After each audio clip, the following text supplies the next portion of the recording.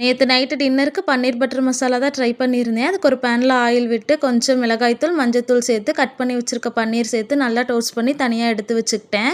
இப்போ அதே பேன்ல ஒரு பட்டை, ஒரு ஏலக்காய், 4 பெரிய வெங்காயம், 4 தக்காளி சேர்த்து நல்லா வதக்கிட்டு, அது கூட ஒரு 4 முந்திரி, கொஞ்சம் சீரகம், 4 மிளகாய், 4 பூண்டு, 1 துண்டு இஞ்சி சேர்த்து நல்லா வதக்கிட்டு, ஒரு மிக்ஸி ஜாருக்கு ட்ரான்ஸ்ஃபர் பண்ணி ஃபைன் பேஸ்ட்டா அரைச்சுக்கிட்டேன்.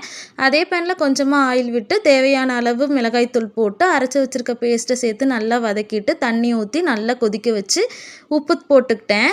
நல்லா கொதி வந்ததுக்கப்புறம் ஃப்ரை பண்ணி எடுத்து வச்சிருக்க பன்னீர் அது கூட சேர்த்து, கொஞ்சம் கஸ்தூரி மேத்தி க்ரஷ் பண்ணி போட்டுட்டு, 1 ஹவருக்கு முன்னாடியே ஒரு 10 முந்திரியை நல்லா ஊற வச்சு எடுத்துக்கிட்டு, அதில் கொஞ்சம் பால் விட்டு ஃப்ரெஷ் க்ரீமுக்கு பதிலாக அரைச்சி இது கூட சேர்த்துக்கிட்டேன்.